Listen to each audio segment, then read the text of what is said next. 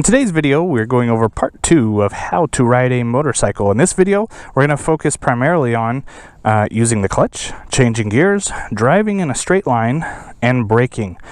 Let's get into it right now.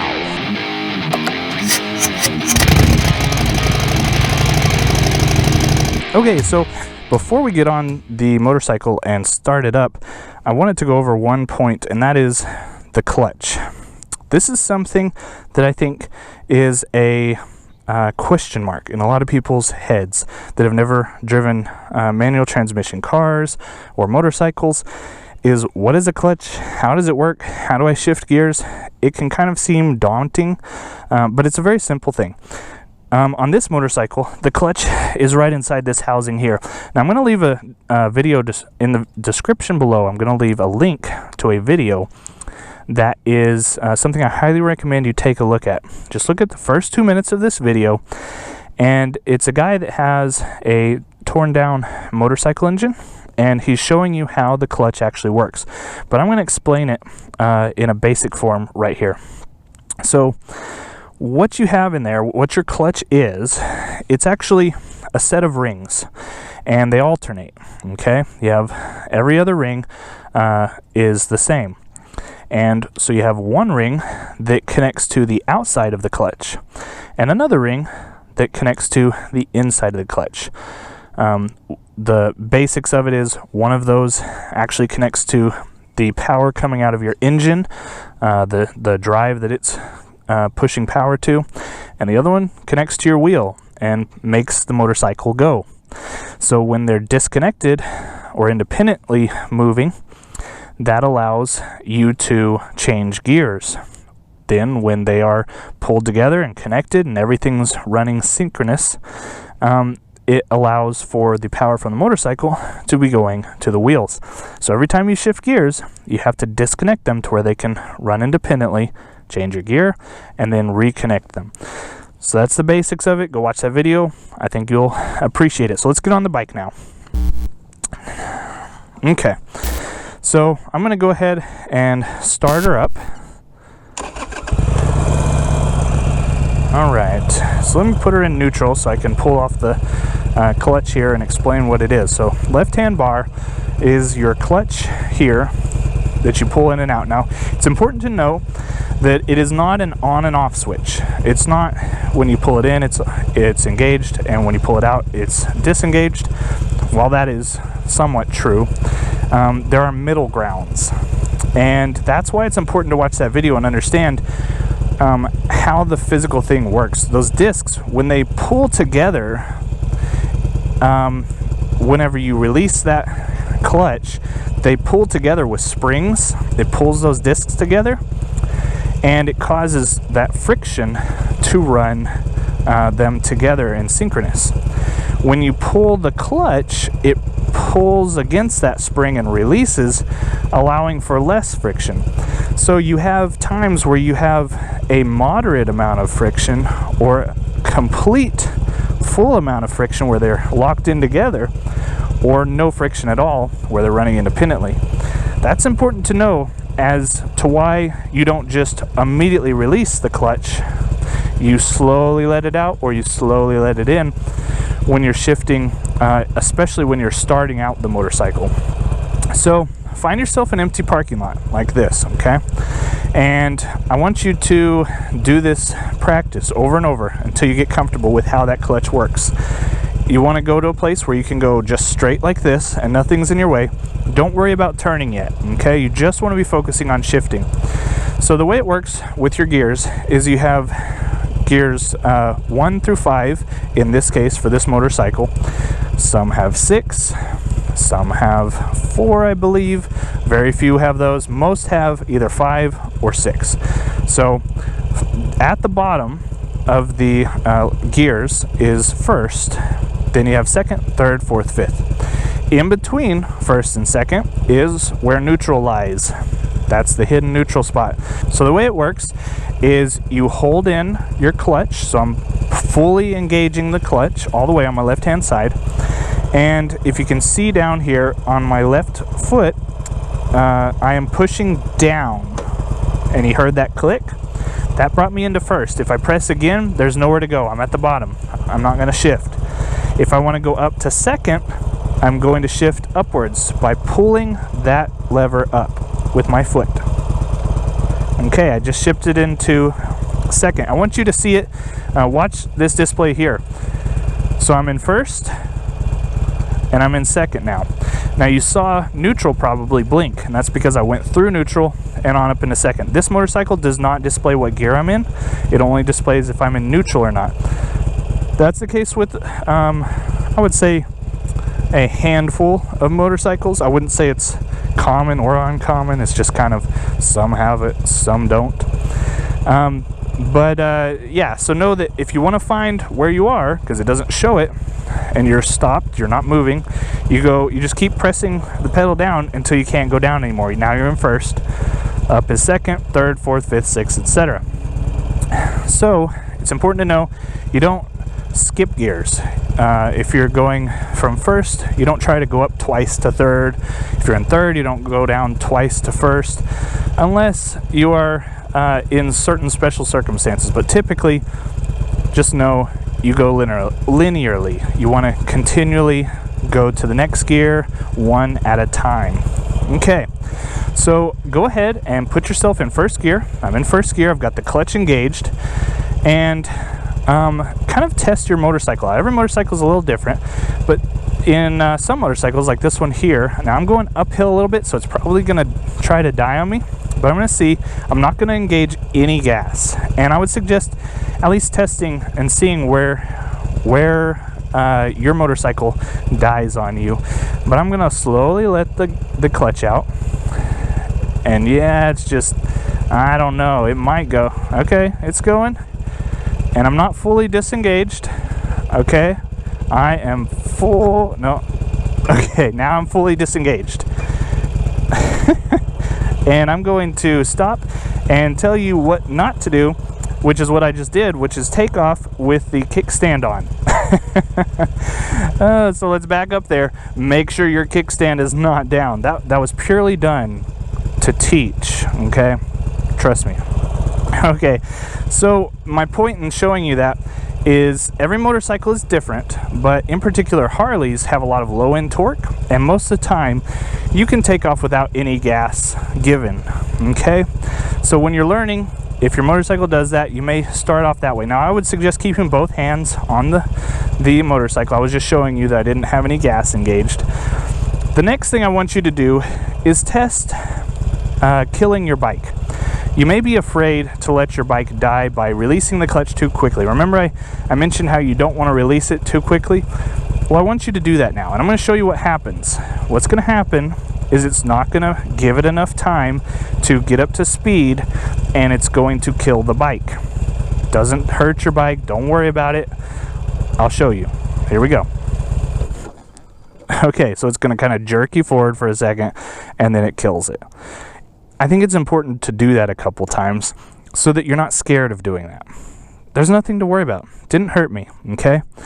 So now I'm going to start the motorcycle back up, hold in the clutch, press the start button. Okay, so the next thing I want you to try to do is I want you to try to rock the bike back and forth, okay? The way you're going to do that is take it out to about to where your bike just starts barely kind of moving forward. So I'm going to do that right now. Okay, it's barely moving forward, and I'm going to pull it back in, and then I'm going to push the bike back with my legs, and then I'm going to let it pull forward a little bit, and then rock back, and just keep doing this. And what this is doing is it's helping you to learn where the clutch is when it engages. You know, put on some headphones, crank this out for a few minutes, and then once you get that feeling, and depending on your bike, if you have a bike with less torque, you may need to give it a little bit of gas, okay? You don't need to give it a ton, just give it a little bit of gas. You can hear I gave it a little gas, and I'm doing the same thing. And you can keep the same gas, just I'm not changing the amount of gas I'm putting here, okay? I'm gonna give it a little more. You can hear that, and I'm just going, letting it out, and I pulled it fully in. Pushing back. Okay, I'm letting it out again, and you can just keep doing that. Just kind of rock it back and forth. And you can learn, okay, that's where it starts sticking, is at that point, because every clutch is slightly different. It's how tightly everything is tuned. Okay, so now that you've done that, now let's try to just take off, and what we're going to do is we're just going to go in straight line and stop. Okay, keep in mind your brake is on the right. You have your front brake up here on the handlebar and your rear brake down there on the pedal. For now, just worry about your front brake. Okay, at these speeds, you could use either brake, either amount of way, but it's going to be easier for you to use your front brake for sure. So I'm going to go ahead and slowly let off on the clutch, and this time I'm going to give it a little bit of gas. And I'm just going to go forward, okay? I'm just barely going forward. I'm letting all the way out on the gas now, okay? So you can kind of hear it kind of dying on me, and yours may do that too unless you give it a little bit of gas, okay? And then I'm going to stop, pulling in the right brake, putting my legs down, okay? Now I'm going to do the same thing that I'm asking you guys to do. I'm going to get off my bike, have your actually, just so you don't accidentally flick the clutch out, go ahead and put it in neutral. So I'm shifting a half click up. Okay, I'm in neutral, and I'm off the bike, and I'm just going to push it through the turn. I'm not going to worry about turning yet because I need to get down the clutch first. Okay, so I've got it turned around, and now we're going to flip it back into first and slowly release the clutch, put the gas on, legs up, and I'm going about 10 miles an hour. I'm just getting the feel for it. Okay, I'm not turning or anything. And just do that back and forth. Take a few minutes of your time, 30 minutes, an hour, however long you would like, until you feel comfortable and you know, okay, at this point it just feels natural. I know when the clutch is fully released. It takes time. It's not something you can read in a book. It's something you got to get the feel for, okay? So that's how the clutch works. If you're in a good enough size parking lot, you want to now get out of first gear, okay? So I'm going to this time turn it around the way you'll do after you've learned to turn. I'm cheating here. Make sure you're walking this around if you're just starting out. Okay, so I'm going to start off in first, just like before. You've practiced this 30 minutes, an hour, longer if you need. It's no problem. Don't feel bad. Make sure you feel comfortable with that clutch first. So now I'm going to go, and then as I get up to speed, I'm going to click it into second gear. So second gear, I'm going to have to pull the clutch back in, flick up the gear to second, and then let it back out. Now, when you're already at speed, you don't have to worry about being as slow. You can quickly release and pull in the clutch. And we'll see that here. So I'm going to take off, give a little bit of gas. All right. Second gear. I pulled it in, clicked up, releasing. And I'm in second gear. And I'm going not much faster, but you will die at a slower or a higher speed when you're in second gear and up. But just try that. Go into second. If you have enough room, I wouldn't go into third yet. If you haven't practiced turns, don't go into third yet. But it's the same. Second to third is the same as first to second. So just know that that's how it works. Okay, so keep practicing that until you're fully comfortable with that clutch. Now we're going to talk more in the next video on where what you might have heard, the friction zone. Yeah, like what the heck is the friction zone?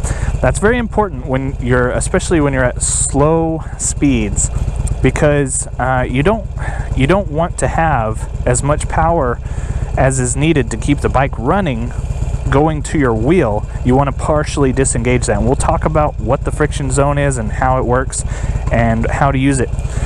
But for now, just know that this is how you get used. This is how you practice your clutch and shifting gears. Now we're going to move on to braking. So braking is a little different than on cars.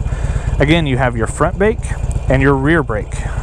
Now For the purposes of slowly driving in parking lots, all you have to use is this front brake.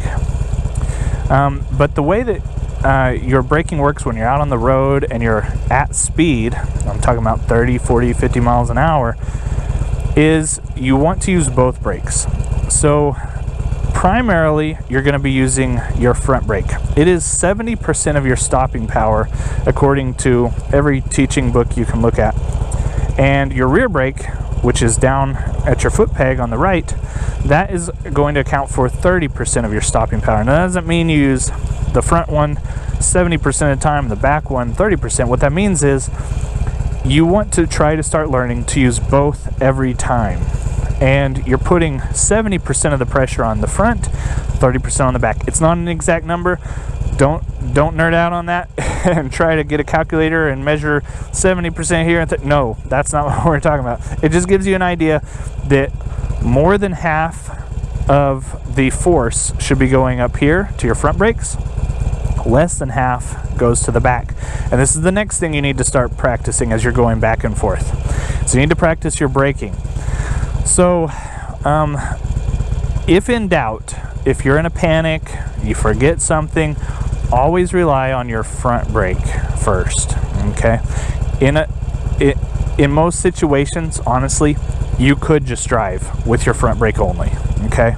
You don't have to have that back brake in order to drive at a moderate level of safety, but you're not going to have near the safety level of being able to stop quickly, that is, as you would if you use the back brake. So one thing to note before we start braking here is how braking works.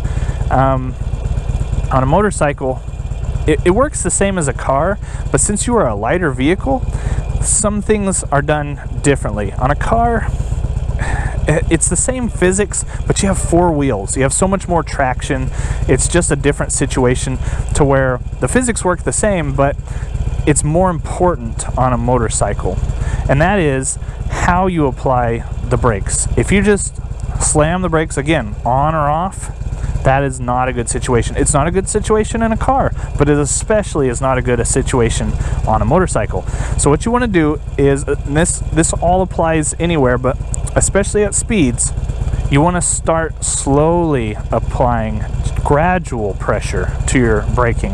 Now what that means is, if you were to take this as Dan the fireman, I think, explained in a video that I watched of his, which is a good way to explain it, is if you were to think of the amount of pressure at a 1 is no pressure to 10 is fully clutching that, or fully pulling in. I don't want to confuse this with the clutch. Fully pulling in your right brake, that's a 10. So you're gonna do it like this. So you're gonna start off with a 1, 2, 3, 4, 5, 6, 7, 8, 9, 10. That's the way you want to pull it in, not from a 1 to a 10. You want to slowly apply that. And the reason for that is, as you are applying brake pressure, you're causing the weight of the bike to shift down and push down. The force of your momentum is basically pushing down on the wheels, and that's causing you to get greater traction on your wheels. And so as you are applying that pressure onto your brakes slowly, now you have a tighter grip to the ground, and you can now push tighter onto your brakes. If you were to slam on the brakes, among other things, it's not going to have near as much friction against the ground on your tire. So very important thing to note is slowly apply the brakes, don't slam on them, okay? Don't get too bogged down in the details of it. Just try to practice slowly applying them. So now I'll do that. So I'm going to put it into first. I've done this for a good amount of time. I feel comfortable with this clutch. And now I'm going to take off. And I'm going to still go in a straight line. And now I'm going to brake. Slowly apply the right brake and the back brake. Okay? And so that is how braking and shifting gears on your motorcycle works. Please do leave me comments down below if any of this is not clicking for you, or if you need more explanation on this, I really want to make sure that you fully understand how this all works. Also, go check out other videos. Make sure you're searching and getting different perspectives from different riders. It will help you to round out your understanding of how riding a motorcycle works. That being said, hope you enjoyed this video, and we will catch you in the next one.